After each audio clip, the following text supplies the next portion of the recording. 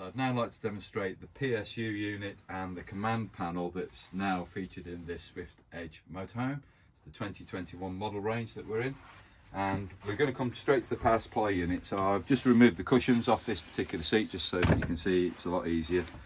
Power supply, PSU, there it is there, written there, power supply unit. And on this side we've got mains electrics, on this side we've got 12 volts. When we first couple up to mains electrics with an extension cable, I recommend you come inside and you actually use a test on the RCD, residual circuit device. And to do the test, you're pressing this little grey button in here, and that lever is going to trip out like so. I'm going to turn it back on again because we want the equipment to continue working. So I'm going to leave that on. Once you've done that test and that lever trips out, that tells you you have got mains coming into the vehicle. If you do that test and it doesn't trip, you haven't got a main supply present, so you need to go back to the site agent, just have a quick conversation with them, see the reasons why you've not receiving main supply. These are MCBs. They are like a fuse, but where a fuse blows and you have to replace it, such as those, on these they're resettable switches. So basically, yes, it trips out, just reset it. And MCB1, MCB2 and MCB3. On here you're going to find wording in reference to MCB1, MCB2 and MCB3, and it tells you what it then serves within the motorhome in this particular case. And on the right hand side you might be able to see here you've got numbers 1 to 13, I think they are, and it's in reference to these set of fuses here, which are all 12 volts. So let's just come back to the main supply for a minute. Turn it on, make sure you got main supply, come to these little switches here, so that would be off and that is now on, sort of thing. This red switch does not press in at all it does is illuminate, so it's not a switch, it's just a light. If it does illuminate up, it means you've got reverse polarity, and you're going to find that more on the Continent, where you only have a 2-pin plug that inserts into the sockets for main supply.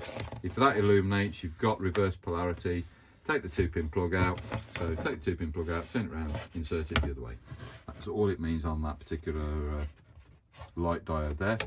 These are for the battery charger, working off mains electrics, and that one's for the combi boiler, working off a main supply. So you press those in to make sure when you've got mains electrics, press those in, make them live, and then you come to the 12 volt one, which is a case of just hitting this system shutdown button.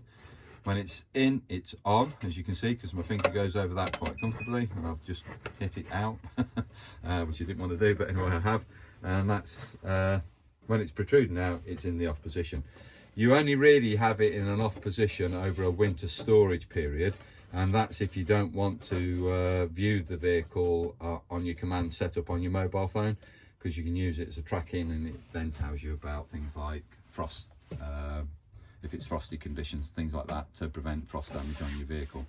But that's further explained in other videos that will accompany this.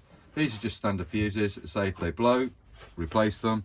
It tells you on the top edge what they are in ampage wise, and on the front face it tells you what that fuse will serve. So on the front face here, you're going to find again on that 1 to 13 what it actually serves within the caravan. Once we've got it turned on, come straight up onto the command system, which is now in an off mode. So I'm going to put it all back on again. So over onto the command panel now. This is the Mark 1 version of what the system is available, but this is the Mark 1 option. That's the on off, and these are scroll buttons. So what you'll see is the let wording changing down here. So we've got solar panel, select a battery. I could use my leisure battery. I could also, if I wanted to, be using my vehicle battery. I've now selected the vehicle battery for a power source. Let's go back to leisure battery for now. And tank heaters, you only have those on in frosty conditions, sort of thing, stop the tanks from freezing.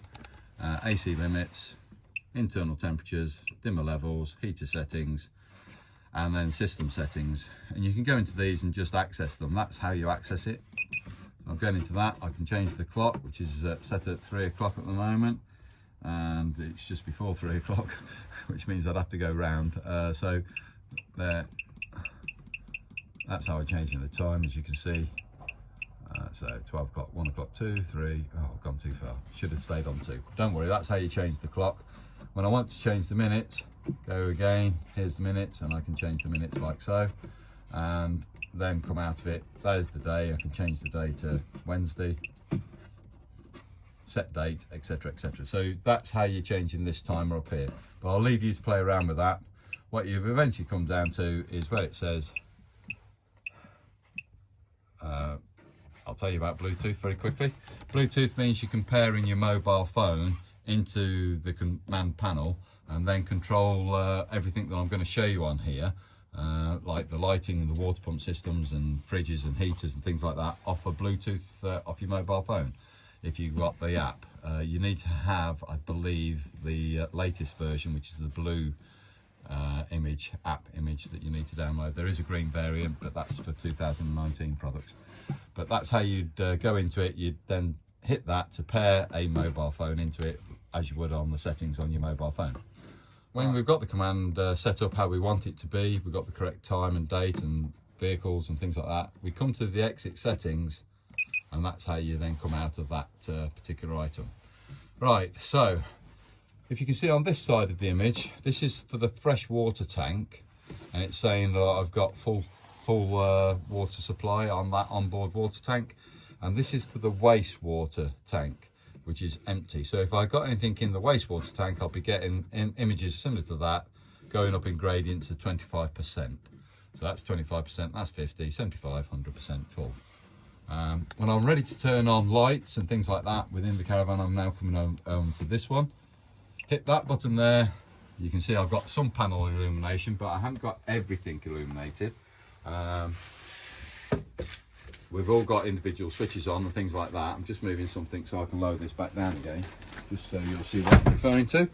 So if I come back to the second light image, which is this one here, and hit that one, and now you can see on the overhead locker light, for instance, I've got that light on in the bed. If I hit that again, it's just gone off. As you can see, so on and off there. They're just master controls for them, really. Right, so 2 light circuits within the caravan. That one's for the awning light on the outside of the vehicle, and it's further on down the vehicle, so you can't see it illuminated off the door panel, I'm afraid. So trust me, it's on, and we get a blue light to indicate that we've got the awning light on, and that will be that one. And then this is to turn the water supply on. The pump is live. We can come to the kitchen tap, and providing all the valves are in the off position, drain down valves, things like that, we can get running water through the vehicle.